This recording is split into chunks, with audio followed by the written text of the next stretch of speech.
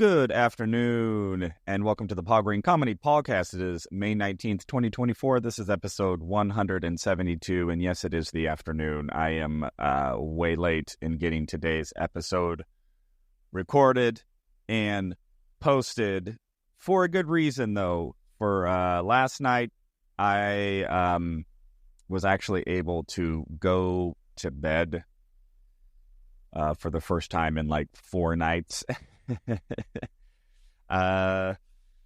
If you follow the podcast, you know why I have not had much sleep the last couple of nights, and so it was really good just to get home and just zonk out like you wouldn't believe. So yesterday was a really fun day for me. So I had an opportunity to go to the JP's Comedy Club comedy class.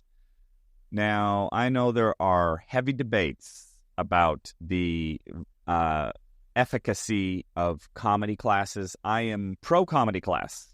I have said it here. I am pro-comedy class, and I am fully aware of all of the objections out there, why people feel you shouldn't actually do them. I just look at it like this.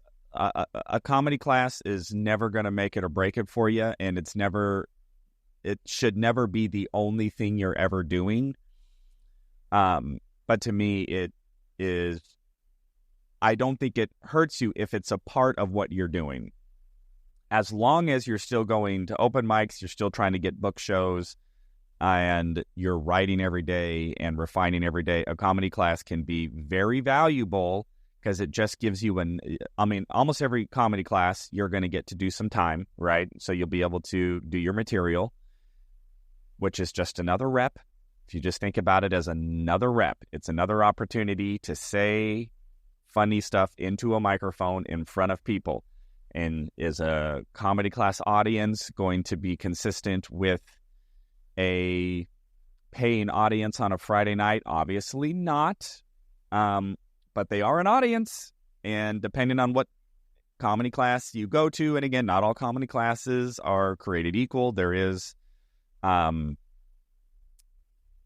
such a thing as finding a teacher who you resonate with. To me, it's like any artistic pursuit.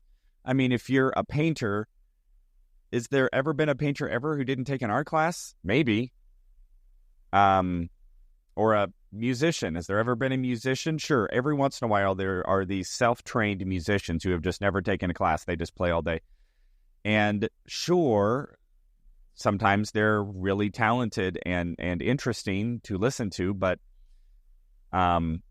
there's also, they have a tendency to maybe not have a lot of technique, or maybe they don't really understand how to, read music, or they don't understand music theory, so it's hard for them to communicate with other musicians. I remember about 10 or 15 years ago, I was friends with a really talented singer-songwriter. She was incredible. She was self-taught guitar player, and but she'd never really taken classes, so she didn't understand music theory and stuff. So when she would want to incorporate a band and get like a bass player, or get a keyboard player, or get another guitar player, it was difficult for her to communicate what her songs were, because she didn't know chords. She didn't know theory. Now, was that big of a deal? Well, it wasn't that big of a deal, but with just a few music theory lessons, it would just help, right? And I feel that's the same thing with comedy classes. There are things that you can learn in a comedy class that nobody is going to teach you at an open mic, or nobody is going to teach you at a show. Even just basic presentation things like how to walk on stage, how to reset a stage, how to put the microphone back on, how to, like, these very sort of technical things. And on the other side of that, you never know in a comedy class what comic is going to give you an idea, or give you a tag, or give you a new punchline, or point out something to you. And to me, it's just information. Does that mean that everything that people say in a comedy class is going to be valid to you? Of course not. Does that mean every single tag that a comic pitches at a comedy class is going to make it in your act? Of course not. But is there a chance that somebody will say something that will be a benefit to you, will give you an idea, will give you a tag, will give you a punchline you haven't thought of? And that's been the case for me. There are jokes in my act that were pitched to me in a comedy class years ago, which I went, oh, that's a funny idea, and I incorporated in my act and still use to this day. Well, at least until I abandoned all my old material about a couple months ago. So yesterday I go to this comedy class. I had an incredible time. Saw some really funny comics, really promising, who are doing really great, and was able to provide my feedback, which I hope is valuable. And then I went up and did some time, and I had comics who are brand new, who are within 6 months, who were actually able to point out stuff that I found very valuable and that I will actually incorporate. Like, I don't know. I don't have that ego of like, oh, well, I've been doing this longer, so anybody who's beneath me is incapable of giving me a thought or an idea or a punchline or a tag. I don't know. That's just not how I approach this. And it was an opportunity for me to do material, especially all this new material. Like, I'm just trying to get as many repetitions of this material as I possibly can. And I had a great time. And I actually will be incorporating some of the feedback that I got from some of the comics there.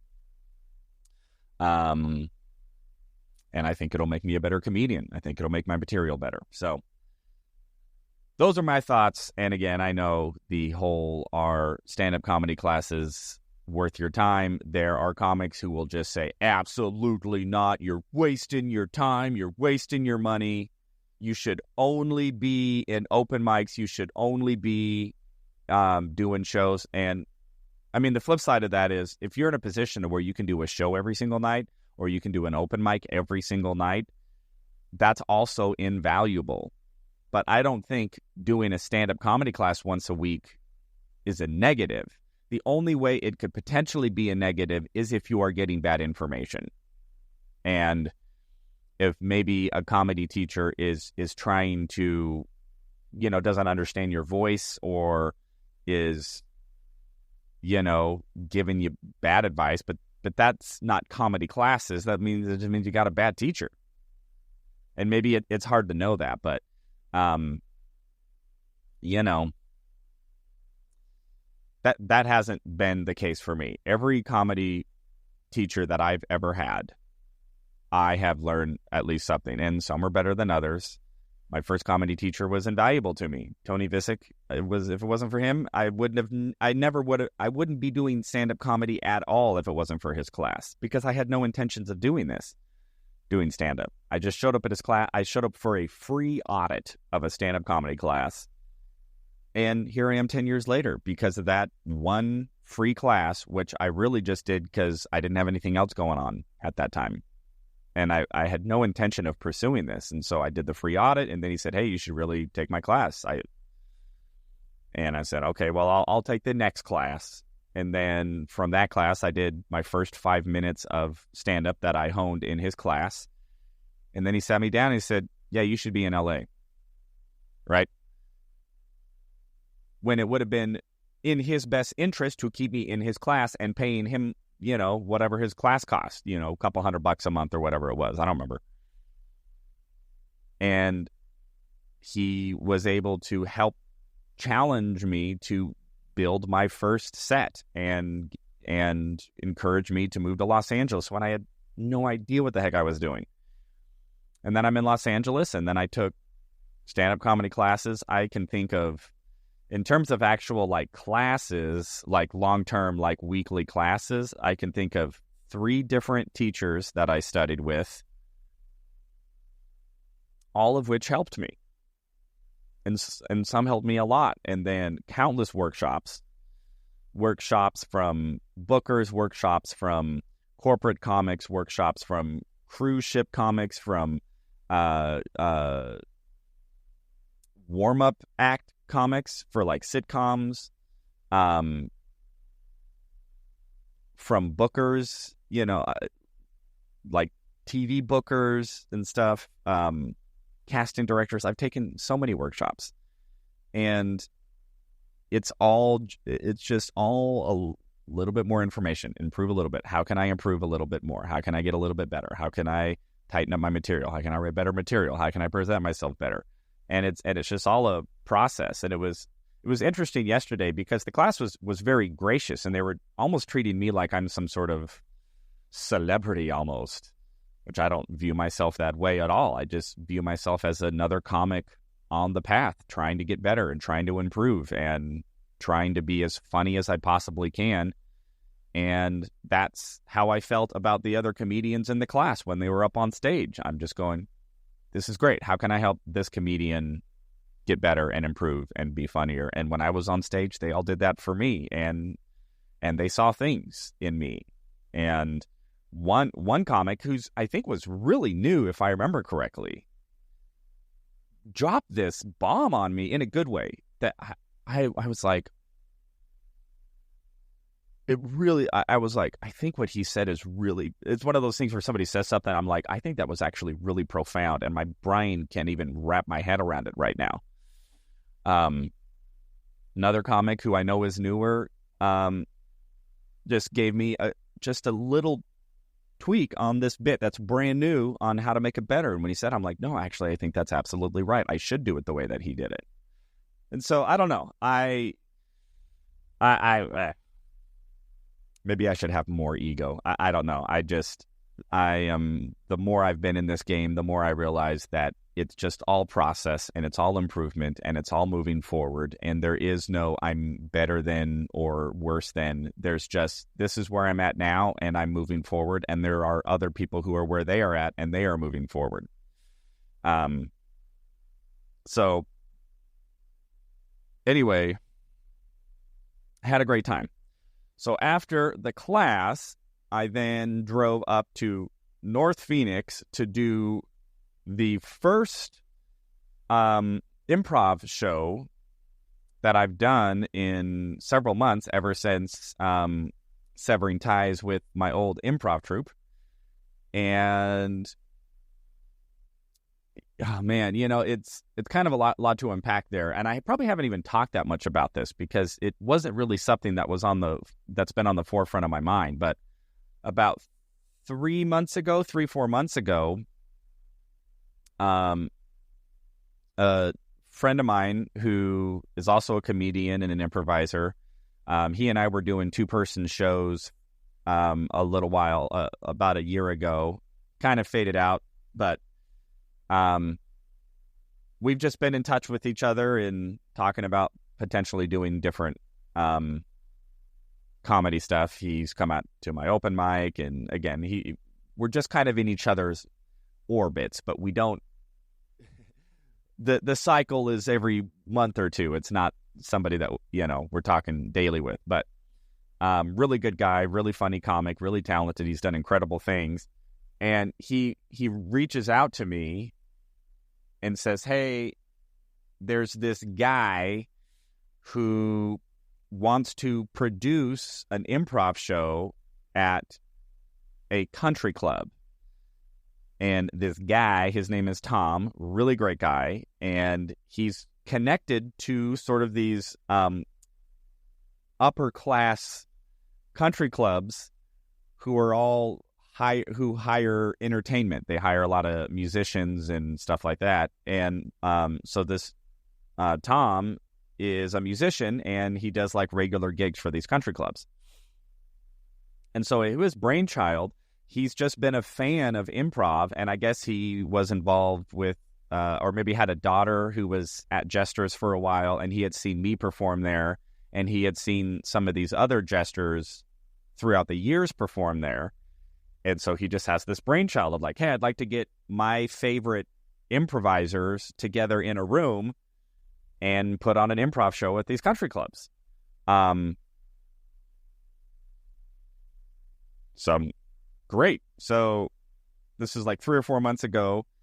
I get a call from Dave Thurston, who's my comedian friend, and he says, hey, there's this guy, Tom. He's going to be reaching out to you about potentially producing an improv comedy show. I didn't think much about it. At the time, I was pretty overwhelmed, and I'm going, man, it takes a lot to put on a show and whatever. So I end up having a meeting with him and a couple of the other improvisers. Again, this is now a couple, 3 months ago. And he just sort of talks through what he wants to do. And I'm just going, hey, this is no problem. You put me on a show, you give me, we talked about who we would want to be a part of it, what improvisers. I reached out to a couple of people. Unfortunately, most of them weren't available. But we were able to put together a troupe of improvisers. There was 5 of us. I feel like it's 5. Me, Dave, Tim, Eric, Gavin. Yeah, so 5. So there were 5 of us, and then we just put a date on the books for last night, so for May 18th. And again, we scheduled that back in, maybe March, maybe even February. So it's been a couple months. So, it's been in the works, but there really hasn't been much discussion about it other than we did like a rehearsal sort of about a month ago and just kind of got together and just talked about what sort of improv games we'd want to play. And then that's really been it. Just a couple of group texts of like, hey, this show's happening. So last night was the night of the show, and it was at this really fancy golf country club up, in North Richdale, kind of Scottsdale, upper class area, a place I don't go very often for obvious reasons. And so anyway, it was at their country clubhouse or whatever, and you walk in and it's, it's the golf course, and it's nice, and it's gated security, and it's just, everything is fancy. And we walk into this big sort of reception hall, and it has the really nice restaurant with the bar, and there's just all of these people in there just drinking and schmoozing, and you can just tell they're all very wealthy and have been very successful, which, by the way, I do not resent. I don't have any jealousy about that whatsoever. And then there was just this sort of just a room, it wasn't really a specific performance venue, just a room that was a decent sized, sort of a meeting hall type place, for, it seemed like kind of like a reception hall almost, just like a big room that you would see like at a hotel that you could rent out, where you could set up tables and chairs. And this one happened to have a whole wall of windows of like glass looking out over the golf course. It was really nice. And then, just like a portable stage had been set up, and, a sound system. And there was a bar in, an open bar in the room, kind of in the corner with a server, in the nice, shirt and everything. So that's where we did the show. And so we just showed up, me and the 4 other dudes, and we just talked over. I'd written up a bit of a show lineup and just talked through all of the games that I thought and how to host them. And everybody seemed on board. We rehearsed a couple of things, and then it was like, all right, time for the show. It was actually a packed room. I think he said there was over 100 people there, which felt about that. And again, it's just set up chairs. They had just set up chairs in this room and the stage, and they had a sound system. We had lav mics, and then we just went up and did this show. And overall, it went extremely well. We had so much fun. The audience had a ton of fun. They were a little loud, a little rowdy, a little drunk. It's kind of probably the median age was like 55, 60, and you could just tell there was a lot of money in that room. Just the vibe, and everybody had a glass of wine and, or a cocktail, and,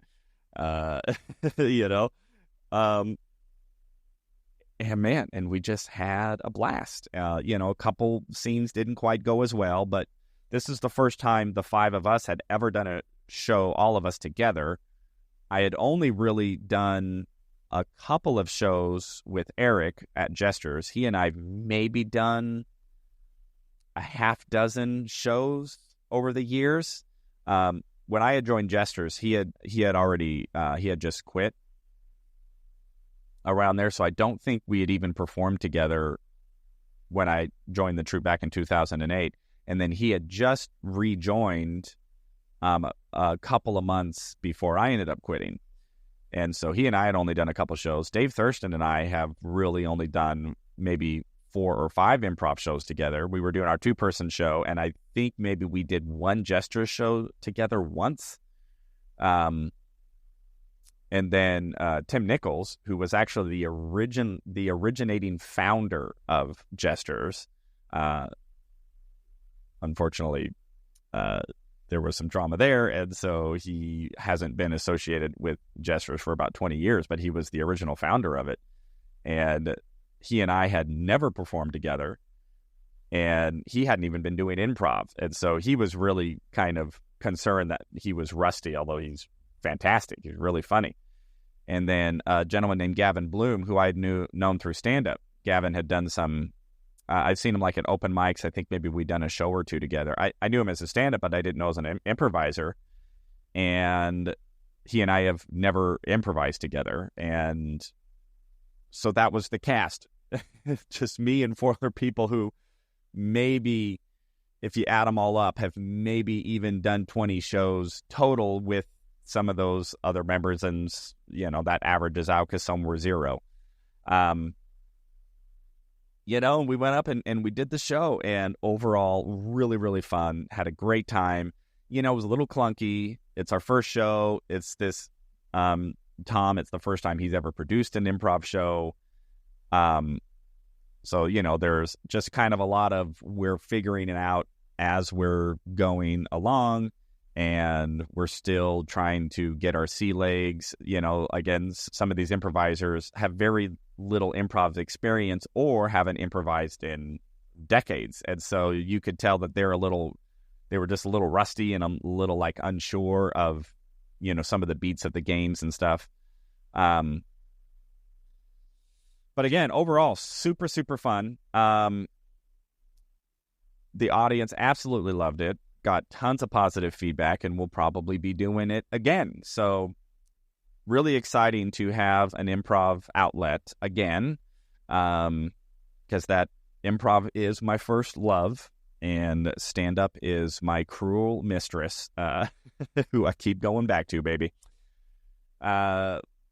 So, it's just really great to have these opportunities coming to me, individuals who are passionate, who care about what they do, who have set up opportunities for me, like Jim Perry setting up the comedy club, conducting the comedy class, inviting me out, giving me an opportunity to work my material in his class, and being able to do shows there. And then Tom Schneider for just saying, hey, I want to put together an improv show. And now I'm involved in this improv show that this guy is just self-producing out of the ether. And then I get an opportunity to show up and perform and make people laugh and hone my craft and follow my dreams and continuing to pursue what's in my heart and express my talent and have an opportunity to make people laugh. So really fun day yesterday. Today I am going to go do some more writing before my 2 open mics. So I have an open mic at 4 and 5 p.m. And then I'm hopping on the road and I'm driving to Vegas, baby. I have a showcase tomorrow night. I went to this open mic about 2 months ago, and the booker of the open mic, she thought I was great and invited me to come back and do like a 10-minute featured spot or something. So I will be doing that tomorrow night in Vegas. Then I got to turn around and come right back home on Tuesday, because Wednesday I am double booked. I've got a film shoot in the morning, and then that evening I booked this random murder mystery dinner thing. which seems like a lot of fun. So that is what I'm going to be up to. That's what's coming up this week. And I can't even think past Wednesday. I'm sure I've got other stuff going on, but my head is just so all over the place with what I have going on right now. So everybody, that is the update here for the Paul Green Comedy PaulCast, the podcast by a dreamer for all you dreamers out there. Whatever it is you're pursuing, keep at it. And hopefully you will start to see opportunities surface that are beneficial and that you are grateful for, and give you an opportunity to continue to move forward and pursue whatever it is that is in your heart. All right, everybody, that is the update for today, May 19th, 2024, episode 172 of the Paul Green Comedy PaulCast. I love you all so much, and I will check in with you tomorrow.